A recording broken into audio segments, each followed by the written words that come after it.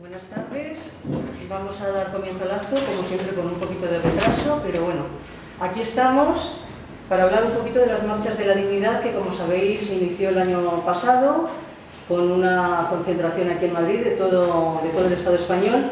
Hoy solamente se hace, bueno, en esta ocasión cada comunidad, ya sabéis que solamente se hace la concentración en la capital de todas las ciudades y pueblos limítrofes. Entonces las de Madrid pues se van a dar y se hacen diversas columnas. En estas columnas también van a entrar las personas que están luchando contra la impunidad del franquismo, las personas que están también ya expatriadas, o emigradas, por así decirlo.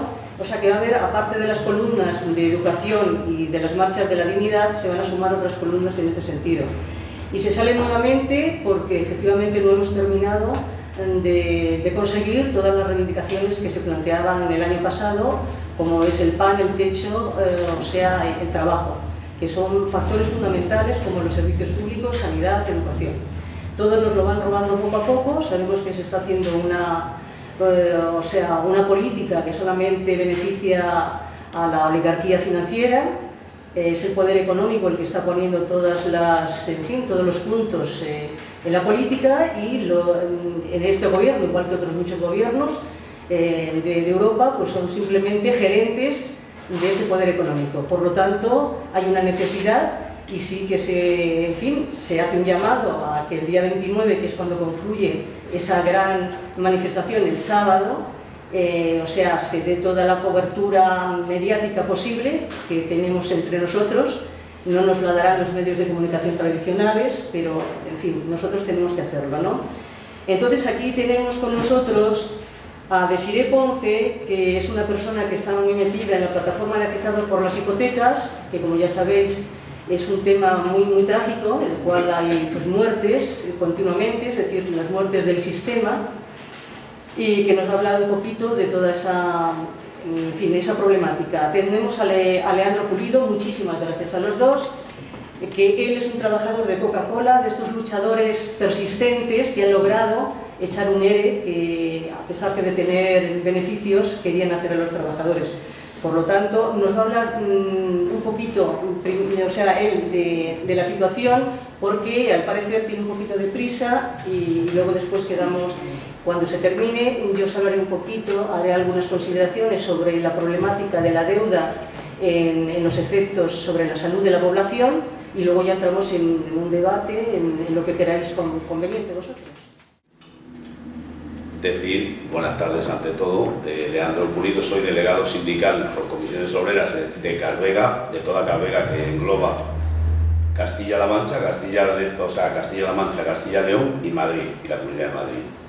Y además soy miembro del comité de empresa del centro de Fuenlabrada, que es el que está cerrado aquí en Madrid, además de Aranjuez y Guadarrama, que también lo han cerrado, las dos delegaciones que tenemos aquí. Decir que desde el día 22 de enero nos dieron la fatídica noticia de cierres en plantas de Coca-Cola de toda España. En España hay 7 grupos, somos 7 grupos independientes de Coca-Cola, cada uno con su convenio diferente. Nuestro convenio era el mejor en cuanto a condiciones y en cuanto a salario. Por eso es un punto de anunciaron cierres en Madrid, Fuenlabrada, Madrid, bastantes delegaciones de las nuestras 6 delegaciones, que son Talavera, Segovia, Aranda de Duero, Alcázar de San Juan, Guadarrama y Aranjuez. Y luego 4 centros grandes de trabajo de fabricación industriales, que son en toda España, pero que somos diferentes grupos, con diferentes acciones que ahora lo han fusionado, y aprovechando la fusión, que es ilegal hacerlo porque han aprovechado la fusión para hacer un ERE general, que no se puede hacer, aunque la Inspección de Trabajo se lo ha aprobado. La Audiencia Nacional le dice a la empresa, a Coca-Cola Iberian Partners, que se llama ahora, que no puede servir de aprovechamiento que la Inspección de Trabajo le dé como la fusión, porque la fusión ha sido más tarde de empezar a ejecutar los EREs. Nuestro ERE de general eran 1.253 trabajadores que eran despedidos, de los cuales algunos se han prejubilado, pero es un folloncillo porque hay como si fueran dos EREs. Uno es el ERE obligatorio forzosos, que somos, por ejemplo, los 236 de Fuenlabrada, más uno de Alicante, que nos negamos a escribirnos voluntarios después del periodo de consulta en el cual no hubo negociación, o sea, no se llegó a acuerdo. A partir de ahí abrieron un ERE, o sea, abrieron un periodo para inscripción voluntaria, a la cual nosotros no quisimos inscribirnos porque nos mandaban a empresas que nuestro convenio no está sujeto a eso. Es decir, a mí no me pueden mandar a Valencia, ni me pueden mandar a Tenerife. Yo, mi convenio dice que puedo salir a las delegaciones que he dicho antes, de Castilla-León, Castilla-La Mancha o Madrid, pero todo centro industrial de 600 personas no puede ir a una delegación que tiene 14 trabajadores, como se puede suponer. Es imposible. Ni en 10 delegaciones que tienen 129 trabajadores. No podemos ir 600 a esas delegaciones, por lo que nosotros estamos, desde el primer día, desde el primer momento, el primer minuto, dijimos que íbamos a defender nuestro puesto de trabajo, nuestro centro de trabajo, y a pesar de que luego en esas inscripciones se fueron más de la mitad de nuestros compañeros, que ahora están volviendo después de la sentencia, pues dijimos que a trabajar en ese asunto, y además quedamos claros, hasta que ofrecieron dinero, claro, porque nunca se habló de dinero. Sin decir que es una empresa que ha ganado más, en el 2013 ha ganado más de 920 millones de euros en toda España, que no hace un ERE porque tenga pérdidas, sino, según ellos, por organización, es un ERE organizativo, y además ponen la excusa de cerrar el centro de trabajo primero en España en producción, el segundo de Europa y el sexto del mundo. Que el consumo en la zona centro, Madrid y nuestra zona de Carvega, equivale al 14% de toda Europa. Que ahí es nada, porque consumimos más casi que toda España en la zona centro. Por tanto, no tiene ningún ese, sino simplemente es algo políticamente, porque nuestra accionista mayoritaria nos dijo que, claro, vienen de Cataluña. La compañía Coca-Cola de Atlanta, una empresa imperialista y capitalista como esta, lo que dijo es: tú te vas a Madrid cuando cojas Coca-Cola Liberal Partners para que yo te dé el contrato. Y ella pues se ha vengado de nosotros diciendo: pues ya yo cierro Madrid, yo estaré en Madrid con la sede, pero no estaré en Madrid, como hay que decir, porque no tengo nada y lo cierro todo. Es decir, que se inscribieron bastantes voluntarios que están volviendo ahora por el ERE nulo, se han echado atrás porque además tienen un problema legal. Es decir, cobran el paro, prejubilados, cobran el paro y el 80% del salario, pero que no se trata, nunca hemos hablado de dinero, y contra que si no se pierden los puestos de trabajo, no sube el desempleo, desde luego. Se fueron, en el 13 demandamos del ERE, para que la nulidad total del ERE, el 13 de junio salió la sentencia favorable, la empresa recurrió, tiene un recurso de casación al Supremo. Ahora, como en la sentencia dice que tienen que hacer la ejecución provisional de la sentencia, ahora el día 21 hemos tenido el resultado, fuimos el 17 a audiencia, hemos obtenido el resultado que nos tienen que readmitir en nuestro puesto de trabajo, en nuestro centro de trabajo, y pagarnos los honorarios, los salarios que nos adeudan desde que empezamos, salvo los 2 meses de huelga. Los 2 meses de huelga que son febrero y marzo.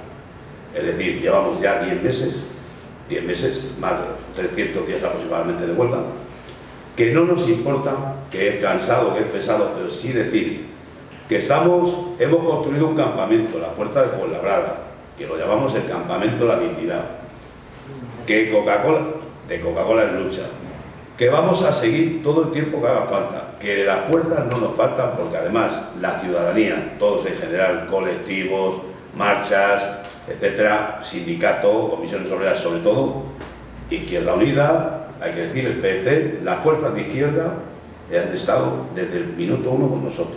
sobre todo, hay que decir la verdad, en honor a la verdad, Izquierda Unida.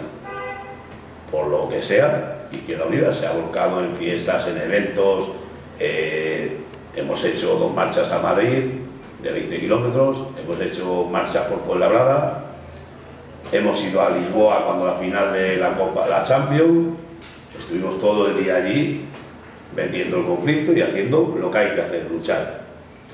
Hemos ido a Barcelona, ahora está un compañero Alberto, ha estado en Almería, en Granada, ahora dentro de unos días hemos estado en Asturias con lo de los mineros, vamos a ir otra vez el día 12 de diciembre a Asturias, pero que no vamos a parar mientras no estemos en el puesto de trabajo donde nos corresponde. Que la empresa desde el día 21 tiene estos 5 días de esta semana laborables para readmitirnos en nuestro puesto de trabajo. Si no somos readmitidos, seguiremos la lucha, seguiremos, si hay que interponer lo que haya que interponer ante la justicia, pues iremos allí, no nos vamos a cortar de nada. Y decir que nos tienen que pagar los salarios, trabajemos o no, nos dejen entrar al centro de trabajo o no, que el comité de empresa, que también nos habían despedido, y los delegados sindicales, entre ellos yo, estamos despedidos, vamos a intentar entrar el lunes, a las 7 menos cuarto de la mañana, vamos a ir allí e intentar entrar a la empresa.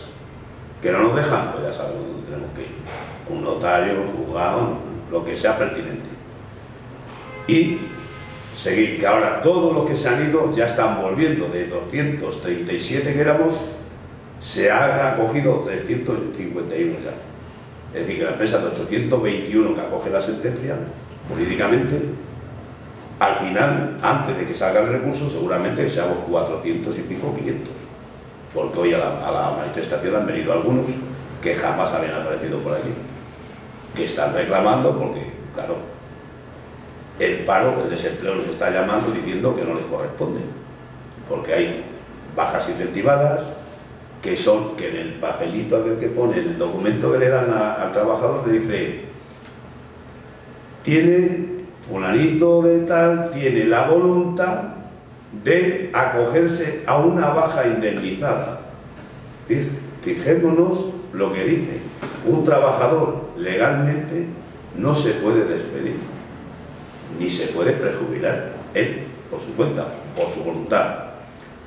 Lo que equivale que la empresa los tiene trincados. Jurídicamente están acogidos, esa es la suerte de la lucha que hemos hecho los demás y las demás, porque aquí hay que, a decir verdad, los niños pequeños, las niñas, nuestras compañeras o esposas, todos y todas hemos estado allí, los espartanos y espartanas, espartanitos y espartanitas, como ya decimos nosotros, y todos los colectivos, por supuesto, que ha habido un apoyo masivo al boicot contra una gran multinacional que no podemos dejarlo pasar, tenemos que luchar contra ello y decir boicot a Coca-Cola y a cualquier producto que haya, de Pan Rico, que han estado con nosotros, hemos estado con ellos codo con codo, me alegro mucho con Pan Rico, Telemadrid, un montón, un sinfín. Ahora Buitrago me acabo de enterar que también han ganado el ERE, que se han estado nulos, no sé en qué condiciones, pero sí que ha salido nulo. Tenneco, en Asturias, hay un sinfín, los forestales también, los de incendios también. O sea que hay un sinfín de empresas que nuestra sentencia sí dice una cosa muy importante que sí nos viene bien para todos los que están imputados e imputadas de nuestra huelga, de nuestras marchas, de nuestra lucha. Dice que la empresa reconoce el esquirolaje empresarial de la empresa porque Carvega es solo la zona centro. Si vienen productos de Barcelona, de Alemania, de Bélgica, de Portugal, de donde vengan, aunque ellos, lo que decía antes, que acogía que no podían aprovechar el aprovechamiento ese, el no aprovechamiento, por haber fusionado después del ERE, que el esquirolaje viene muy bien porque cuando estamos a las puertas de las fábricas, en las fábricas, en todos los sitios, cuando tenemos huelga, hay muchos diputados como los de Airbus, los que estaban dentro, que estaban allí, y a ellos les va a venir bien y a todos los que vengan de ahora en adelante, porque la ley Mordaza, todo esto, va en contra de nosotros. Y sí decir que la lucha continúa, nosotros vamos a seguir luchando, vamos a estar ahí con todos los que nos necesiten, como a nosotros nos han apoyado, nosotros nos hemos apoyado siempre. Sabemos que hay personas, hay compañeros y compañeras que no sabían lo que era esto, pero que han aprendido lo que es la lucha. un poquito, no digo tarde, porque tarde no es nunca, tarde no llega nunca las cosas, tarde no es. Han aprendido y que están ahí, van a, por ejemplo, actos como el que tenemos hoy aquí, del que estoy encantado de estar, y vendré todas las veces que pueda. Vendremos, igual no vengo yo, pero vienen compañeros. Somos 5 delegados, o sea, del comité, de 42 de Cap Vega, los que estamos en la lucha. Todos los otros han desaparecido, ¿no? Porque la lucha, a ver, los votos son muy fáciles, pero la lucha es otra cosa. Todo el mundo no aguanta luchar o no quiere luchar. De 42, que éramos minoría en comisiones, que hemos sido, los trabajadores nos dieron un mandato. Nosotros debemos y tenemos que hacer, tenemos la responsabilidad de obedecer el mandato que nos dan los trabajadores, que nosotros desde el primer momento estábamos convencidísimos de tener que hacerlo y hacerlo. Y mayores, menores, hay una media de menos de 45 años los trabajadores y trabajadoras, y no se puede desperdiciar a nadie, no se puede dejar tirado a nadie, porque además los tiempos que corren no hay trabajo, no hay salidas, no hay nada.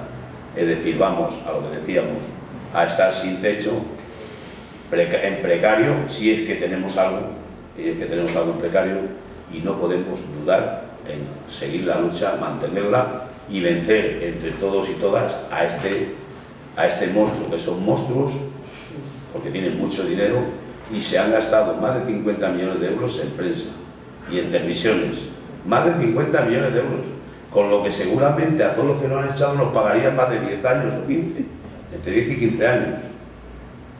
Fíjense si son lo que no. Y el año pasado habían invertido más de 50 millones de euros también en Fuenlabrada, nada más. Estaban haciendo montajes, estructuras para ampliar las cámaras frigoríficas y todo, y de la noche a la mañana, ¡pum!, cerrado. Luego otra cosa, con la sentencia, también alegaban que habían cerrado el 14 de octubre, cuando anunciaron el 22 de febrero, o sea, perdón, el 22 de enero, cuando anunciaron el cierre, dijeron que la cerraban el 28 de marzo. Y resulta que los técnicos que habían ido decían, ante la audiencia, claro, la vistilla que hay en la ejecución, dicen que la cerraban, que la habían cerrado el 14 de octubre, y claro, el abogado Enrique Lillo, por supuesto, agradecer al bufete, que es un gran bufete, todos y todas las que participan allí con Enrique, que es un gran abogado, y todos los que están alrededor.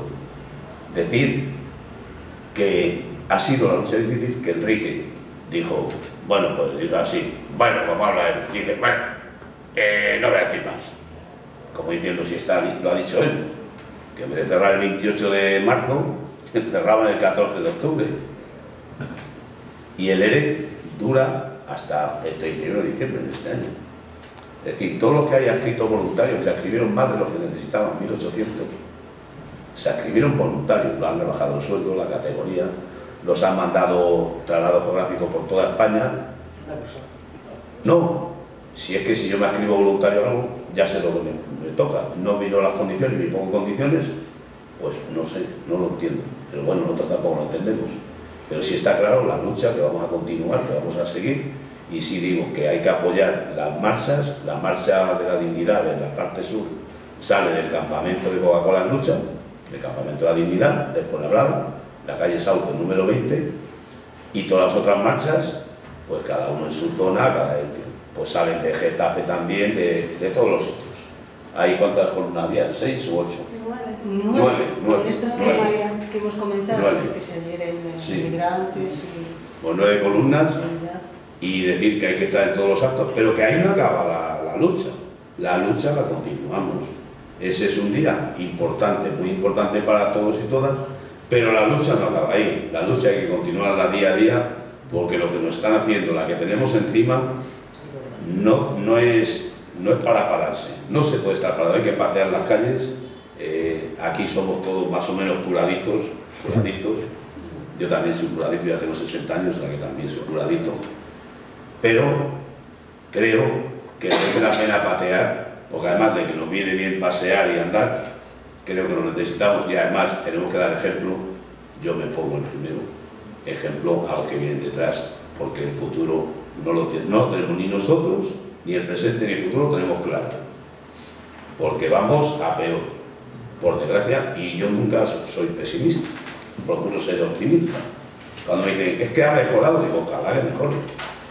Digo, esté quien esté, porque esté quien esté, nadie, ni el que venga ni el que ha estado, nos lo va a solucionar si nosotros no ponemos los medios y no ponemos nuestras fuerzas para aunarnos y seguir adelante. Y decir que las marchas sí son importantes, pero que hay que seguir. Se nace luchando y morimos luchando. Y eso está clarísimo.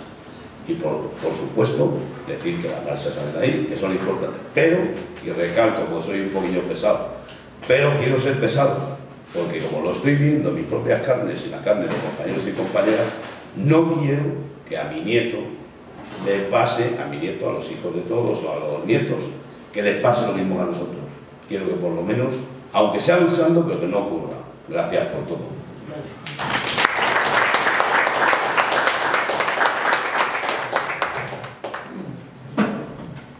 Bueno, y por supuesto, al trabajo techo, que eso nos hace bien. El talón de hierro. Eso es. Talón de hierro. Participo en la plataforma Afectadas por la Hipoteca de Alcalá de Henares, también en coordinación un poco, ¿no?, todo el movimiento en la región de Madrid. Bueno, lo primero agradecer la invitación a participar en este acto, ¿no?, que consideramos súper importante, marcado en las marchas de la dignidad, que parece que ahora está la cosa como un poco más flojilla. El otro día daban los datos de las manifestaciones que había habido en 2013 y habían sido como unas 1000 y pico manifestaciones en Madrid capital, y decía que en el 2014 las manifestaciones que había habido no llegaban a 100. Entonces, para que veamos un poco, ¿no?, esta desmovilización, pues bueno, lo que pretenden sobre todo las marchas de la dignidad es intentar reactivar de nuevo, ¿no?, que la lucha sigue estando en la calle, que sigue estando el desempleo en un 27%, el desempleo juvenil en más de un 55%, y que la situación no hace más que empeorar día a día mediante los recortes en educación, en sanidad, los desahucios diarios, que no han disminuido, sino por el contrario, se han incrementado desde los últimos 5 años. Pues ha habido 500.000 de ejecuciones hipotecarias, y en el último año se ha incrementado el número de desahucios diarios en comparación con los de 2013. Dice el preámbulo de la Declaración Universal de Derechos Humanos, esto se lo cojo prestado al compañero Rafa Mayoral, que lo dice mucho siempre que habla en un acto, que los seres humanos nos dotamos de dicha declaración para no vernos obligadas y obligados a recurrir al legítimo derecho a la rebelión contra la tiranía y la opresión. Para nosotras, esos son las marchas de la dignidad, esos son los movimientos sociales que participamos en las marchas, eso es la PA, la RSP, los colectivos de lucha por la sanidad y por la educación. Hasta luego, Leandro. Adiós, compañero. Es esa rebelión, ¿no?, ese derecho a la rebelión que tenemos como seres humanos contra la tiranía y la opresión que estamos sufriendo. Desde la plataforma, nosotras creemos firmemente que nos encontramos ante una situación de auténtica emergencia social, aparte de habitacional, ¿no?, pero una auténtica emergencia social, ante un drama, ante una violación sistemática de derechos humanos, porque efectivamente absolutamente todos los pilares que sustentan la vida digna están siendo atacados. Está siendo atacado el derecho al empleo, ¿no?, el derecho a la sanidad, a la educación, a tener un techo bajo el que vivir, a tener unas condiciones de vida dignas, a tener luz en casa.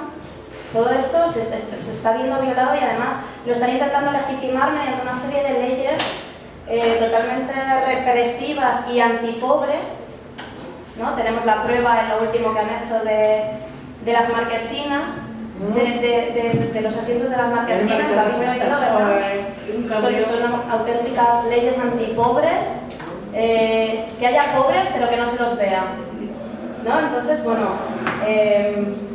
efectivamente es una situación de auténtico escándalo y emergencia que debemos denunciar públicamente en cada acto, en cada marcha que se organice y en cada espacio en el que participemos, porque desde luego, como decía el compañero, los medios de descomunicación y de desinformación no lo van a hacer, porque están al servicio del poder, que son los que los ostentan, ¿no?, quienes presiden los consejos de administración de los servicios de información, pues son quienes son.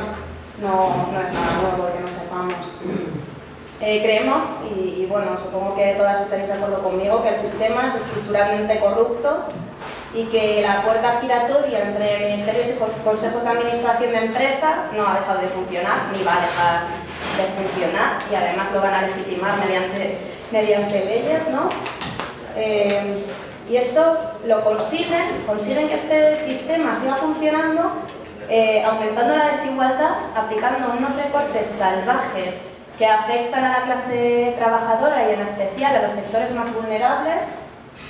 Recortan en servicios básicos, en sanidad, en educación, nos suben el precio de la luz, el precio del gas, recortan en ayudas a la dependencia, bueno, en fin, toda la situación que estamos viviendo. El robo y el expolio se han instalado oficialmente en nuestras administraciones bajo la contemporánea forma de esclavitud llamada deuda, ¿no?, de la que luego más adelante nos hablará Teresa.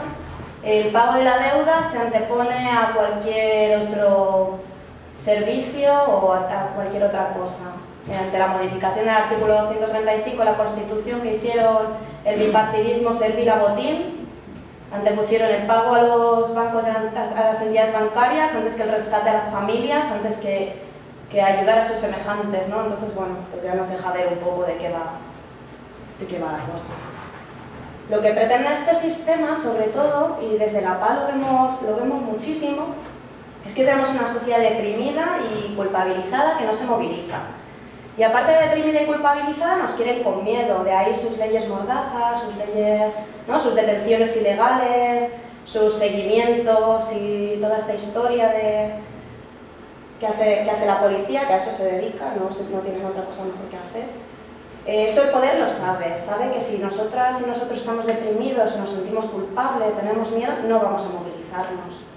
Y por eso es importante todas estas organizaciones que participan en las marchas de la dignidad, todos estos colectivos de lucha son súper importantes, y en la PA lo vemos sobre todo porque la gente cuando llega súper deprimida, llega sintiéndose fatal, sí, con mucha vergüenza, sobre todo con mucho miedo, porque no saben qué es lo que va a pasar, no saben qué es lo que va a pasar con su casa, el banco les llama, les amenaza, les insulta, en fin, una serie de circunstancias súper graves, y la gente al principio le cuesta un montón, primero hablar de su casa, hacer pública la situación que tienen, porque eso como que siempre ha sido un problema personal, y nosotros hacemos de lo personal, de un problema de casa, hacemos un problema social, un problema público, un problema político al final.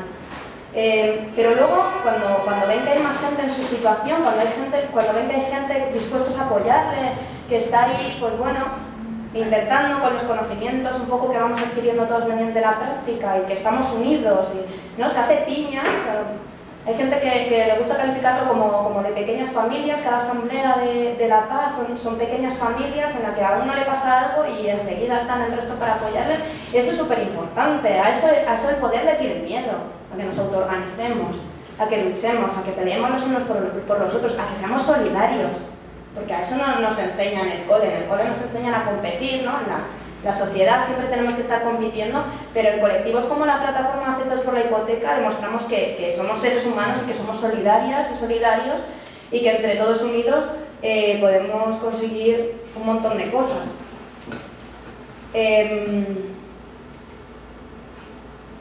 La PA, junto a otros colectivos, sobre todo a partir del 15M, con su efecto multiplicador de asambleas en la calle, de otro tipo de forma de hacer política, hemos gritado: no es una crisis, es una estafa, y demostramos día tras día que sí que se puede y que somos mayoría, y si nos organizamos tenemos mucho más poder del que nos habían hecho creer, porque nos hacen creer que somos pequeñitos, pero no somos tan pequeñitos, y menos cuando nos juntamos. En concreto, en la PA hemos logrado cosas que hace un par de años nos decían que eran totalmente imposibles, entre otras, el respaldo de la opinión pública, la iniciativa legislativa popular, que recogió 1,5 millones de firmas para llevar al Congreso nuestras reivindicaciones, que no son ni más ni menos que la paralización de todos los desahucios, que creemos que de verdad que no se puede dejar a nadie. En un país con 3,4 millones de viviendas vacías no se puede permitir que se siga desahuciando diariamente y que la gente se quede en la calle, que se hagan desahucios forzosos utilizando las fuerzas represivas del Estado sin alternativa habitacional. La dación en pago, que se entregue la vivienda y nos quedemos libres de deuda, porque nosotras el préstamo lo pedimos para comprar una vivienda, no nos compramos ni yates de lujo, ni coches de lujo, ni nada por el estilo, nos compramos un techo bajo el que vivir, ¿no? Y la condonación de la deuda, que implica que efectivamente cuando se produce el procedimiento de ejecución hipotecaria nos quedemos sin deuda, que además creemos que es una deuda ilegítima, y el alquiler social, que se habilite un parque de vivienda pública al que todos y todas tengamos acceso, tanto nuestros jóvenes como la gente más mayor, como la gente con necesidades especiales o condiciones de vida de exclusión, ¿no? Pues nosotras creemos que de verdad es posible que ese parque de viviendas que acumulan los bancos, que se ponga a disposición de la ciudadanía y que se aplique la función social de la vivienda y no la función especulativa. Aparte de todo esto, mediante acciones de desobediencia civil, en la plataforma hemos paralizado más de 1000 desahucios, que se dice pronto, 1000 familias rescatadas de las garras de los bancos. Se han realojado en la obra social, que es la recuperación de las viviendas que están en manos de las entidades bancarias. Se ha realojado a más de 1.200 personas en todo el estado. Aquí en Madrid hay, sin ir más lejos, 8 bloques liberados pertenecientes a entidades bancarias rescatadas con dinero público, de la Sareb, de la Caixa, de Bankia, ¿no? Que ahora, por fin, esos edificios están cumpliendo su función social, que es que viva gente en ellos, no que están muertos del asco y que se estén pudriendo. Además, hemos conseguido miles de daciones en pago, condonaciones y alquileres sociales, conquistados con gran esfuerzo, batallando caso a caso, semana tras semana, asamblea tras asamblea, gracias a miles de héroes y heroínas anónimas que se dejan la piel en este movimiento. Mientras las administraciones y las entidades bancarias sigan vulnerando los derechos de todas las familias trabajadoras, pues evidentemente desde la plataforma seguiremos haciendo frente a la tiranía y autotutelando nuestros derechos mediante la desobediencia civil. Sin ir más lejos, lo que queremos son que se respeten los derechos humanos. Sabemos que no estamos en el momento de pedir derechos y no los vamos a pedir, nos vamos a poner a hacer y vamos a ejercer nuestros derechos con autoorganización y los vamos a hacer efectivos. Con cada pequeña lucha, con cada pequeña victoria en todos los sentidos, en educación, en sanidad, en los compañeros de Coca-Cola, ¿no? Cada pequeña lucha, cada pequeña victoria dignifica nuestra situación personal, dignifica la situación de las trabajadoras y los trabajadores, nos hace más fuerte, nos empoderamos, perdemos el miedo. Y les demostramos ahí a los de arriba que quieren que estemos calladitas y en casa, que somos las de abajo, que somos las desposeídas, a las que nos intentan quitar todo, y demostramos que estamos más unidas que nunca y que juntas sí que podemos conseguir mogollón de cosas y se demuestra día tras día. Y nada, para terminar, quiero leeros un poema de Mario Benedetti que seguro que muchas conocéis, pero bueno, me parece que representa súper bien lo que para mí personalmente significan las marchas de la dignidad. Y dice: no te rindas, por favor no cedas. Aunque el frío queme, aunque el miedo muerda, aunque el sol se esconda y se calle el viento, aún hay fuego en tu alma, aún hay vida en tus sueños. Porque la vida es tuya, y tuyo también el deseo, porque cada día es un comienzo nuevo, porque esta es la hora y este es el mejor momento. Vamos a plantar cara a este gobierno que pretende robarnos todo, demostrando que a nosotras lo que nos sobra, sobre todo, es la dignidad. Gracias. El poema de Mario Benedetti. Nosotros también aquí el año pasado, para felicitar, ¿verdad?, y terminar el año, también mandamos este poema a todos, un trocito porque es mucho más largo, a todos nuestros socios y socias, o sea que es maravilloso, que además describe la fuerza, ¿no?, de la voluntad. Efectivamente, yo creo que Daisy y Leandro han dado en el clavo, es decir, en la lucha. La lucha es algo que no se puede dejar porque en el momento que bajamos la guardia, pues evidentemente nos la clavan todos los partidos, por así decirlo. Fijaros bien que ella ya ha dicho lo de la reforma del artículo de la Constitución por este bipartidismo traidor a la población, porque eso se podría denominar traición, es decir, no están cumpliendo el papel que los gobiernos tendrían que cumplir, ¿no? Hoy la deuda pública efectivamente se ha convertido en una soga que nos va ahogando poco a poco. La deuda pública española en el 2007 era el 27% del Producto Nacional Bruto. En el 2011 la deuda alcanza el 47% de ese Producto Interior Bruto. Y hoy en día, en el 14, es el 100% del Producto Interior Bruto. Quiere decirse que cada día, de los presupuestos generales del Estado hay que dedicar 100 millones diarios solamente al pago de los intereses, no de la deuda. El principal queda limpio. O sea, tenemos la deuda con la soga al cuello, como se suele decir, ¿no? Pagamos así al año 36.500 millones de euros para la deuda. La deuda es, como ya sabéis, privada y pública. La privada es aquella que piden, pues en fin, gente pudiente o no tan pudiente a los bancos, algunos efectivamente para tener una vivienda, como es lógico, ya que el Estado no da una vivienda, pues la gente pide un préstamo para una hipoteca. Y en fin, montones de situaciones, los bancos piden a otros bancos, a los bancos centrales, y se origina una deuda privada. La pública es la que normalmente un gobierno haría para cubrir las expectativas de una población, para cubrir lo que es efectivamente derechos sociales, ¿no? Y eso sería legítimo, si sería para crear puestos de trabajo, un bienestar social, puestos de la educación, en la sanidad. Pero se convierte en ilegítima, como bien ha dicho Desiree, cuando se hace para rescatar a bancos, cuando se hace para vías de comunicación o trenes de alta velocidad a bordo, por así decirlo, que tenemos muchísimos más trenes de alta velocidad que países con muchísimos más kilómetros, como es Alemania, en fin, u otros. Pero en cambio incluso hay trayectos que no están cubiertos con los trenes tradicionales, como puede ser Teruel. Ahí no puedes ir en tren, tienes que hacer varias. Por lo tanto, cuando ese dinero, es decir, se crea una deuda pública que va a esos sitios a hacer grandes eventos, grandes centros culturales que no se utilizan, que se van cayendo, aeropuertos, entonces se convierte en ilegítima, porque eso no ha sido para el bien común, sino ha sido para dar pelotazos tras pelotazos a los amigos de los gobernantes, a los amigos de los amigos, como ya bien se dice, que tenemos pues una gran capa que ya de millonarios, que se han ampliado, ¿no? los millonarios, y se han empobrecido mucho más la clase trabajadora. O sea, se han dado, sobre todo desde las cajas de ahorros, los grandes pelotazos, que ahí han quedado en grandes territorios sin poder ejecutar unas grandes urbanizaciones fantasmas. Todo eso se ha quedado ahí y se ha quedado, claro, esa deuda ahí a los bancos, o bien a los amiguitos que se les ha dado, como ya bien sabéis, y está saliendo unos grandes préstamos que luego no se han pagado. A los grandes partidos también se les ha condonado deudas, a PP y a PSOE, eso está ahí, es decir.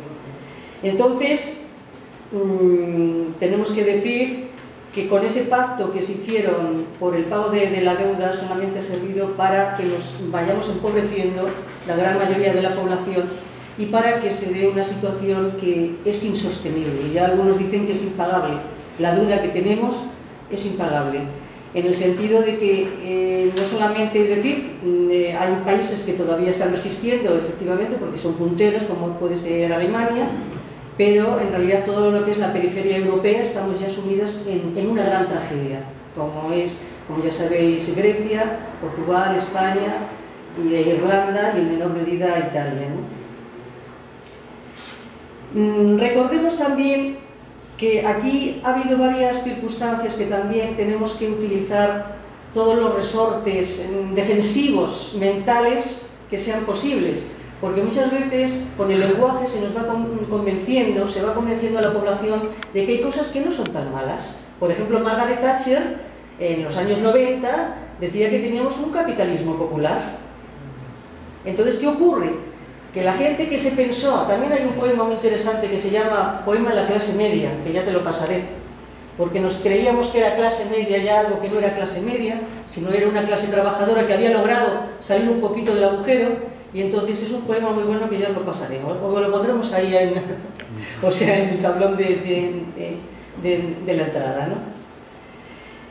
En este sentido es bueno recordar no solamente nuestra Constitución, que dicen ahora tanto de reformarla, hay artículos que son protectores, que nos protegen, nos dan, en fin, ciertos derechos, pero esos artículos que están ahí para protegerlos que no se cumplen, evidentemente. Pero además tenemos la Declaración de Derechos de los Derechos Humanos de 1948, que es un poquito largo, pero simplemente voy a decir algunos aspectos. Toda persona tiene derecho a un nivel de vida adecuado que le asegure, así como a su familia, la salud, el bienestar, la alimentación, la vivienda, la asistencia médica y los servicios sociales necesarios. Asimismo, derecho a los seguros en caso de desempleo, pues aquí tenemos un poca cobertura por el desempleo y muchísima gente se queda ya sin nada. A la invalidez, a la vejez, a la viudedad. Es decir, todo eso está reconocido cuando terminó la Segunda Guerra Mundial, en la Declaración de Derechos Humanos. Aparte, esa Constitución que en los aspectos más positivos no se cumple. Todos sabemos que también en las últimas décadas, como decía el compañero Leandro, se ha reducido el tejido productivo, el tejido industrial. El capitalismo ha pasado de ser productivo a ser un capitalismo puramente especulativo. Y los grandes tenedores de capital ya no les hace falta poner una industria, poner un trabajo, porque evidentemente ponen su dinero a trabajar. Y más cuando tuvimos aquellos momentos de la deuda donde se tenía pues una peligrosidad mayor y entonces se daba un alto porcentaje del 5 y del 6%. Quiere decir que todos los tenedores de deuda que en aquel momento compraron, se les está pagando un gran beneficio. Evidentemente nosotros no podemos tener ese dinero, o si lo tiene será alguno que haya quedado por ahí de la clase media descolgado, que haya podido comprar un poquito de deuda, ¿no? Entonces, pero de esto yo creo que regresamos, si no tenemos una capacidad de lucha permanente, porque en realidad la lucha es permanente. Dentro de nuestro cuerpo hay una lucha permanente por vivir y dentro y fuera también hay una lucha permanente por la existencia. Y si no tenemos esa capacidad de vislumbrar todo eso, pues mal nos va a ir. Pues ahora ya podríamos decir cómo repercute la deuda, es decir, este saqueo, por así decirlo, en nuestra salud, en la salud de la población. Al igual que el artículo 135, la modificación que se dio en la Constitución, el artículo, la promulgación de la ley 1597, que se hizo con el apoyo de exclusivamente Izquierda Unida fue quien no votó esa ley. El bipartidismo la votó y además el Partido Nacionalista Vasco y algún otro por ahí. Pues esa ley y todos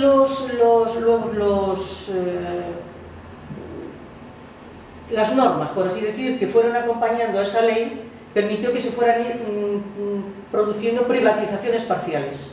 Poquito a poquito nos fueron quitando todo lo que era la infraestructura sanitaria y claro, en ese contexto resulta que aquí en Madrid concretamente ya sabemos cómo la señora Aguirre anunció la apertura de no sé cuántos hospitales, primero eran 6, luego 2 más, totalmente privados, pero eso no quería decir que nos fuera a dar mejor atención sanitaria, porque ni las camas crecieron, en cuanto a esos hospitales siguieron siendo las mismas, lo que pasa que quitaron del público, lo llevaron a la privada, ni los trabajadores, al contrario, muy al contrario. El último dato que tengo, porque había como ahí bailando muchos datos de los trabajadores que se habían, los trabajos que se habían destruido en la sanidad, en todo el Estado español están rondando los 57.000 trabajadores, tanto sanitarios como no sanitarios. Por lo tanto, esos hospitales no nos han servido de nada, solo fueron un gran pelotazo urbanístico y un gran pelotazo en la concesión de esos 30 años que se concedieron a esos hospitales, que eran mixtos, por así decirlo, con personal sanitario que era funcionario, pero el resto ya se fueron privatizando los laboratorios, en fin, la limpieza, se fueron trocito a trocito y haciendo todo esto, ¿no? De todas formas, además de esta situación que se va dando, Estos 6 hospitales, al cabo de 2 años, en el 2010, la señora Aguirre, la duquesa, amplía, bueno, y su gobierno también, pero ella como protagonista principal, amplían esta cobertura que ya se les daba un importante, es decir, renta anual, es decir, ellos hacían los hospitales y después se les tenía que pagar una renta anual en esos 30 años, porque, o sea, lo gestionaban todo lo que era la infraestructura. Le subió 2.000 millones de euros más, a repartir entre los 6 hospitales.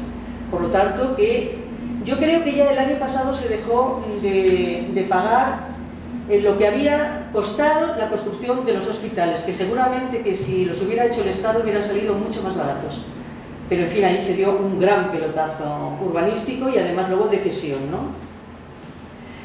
En definitiva, se construyó todo un entramado en ese sentido, sanitario especulativo, para robarnos los servicios públicos y para irlos privatizando, como ya hemos dicho.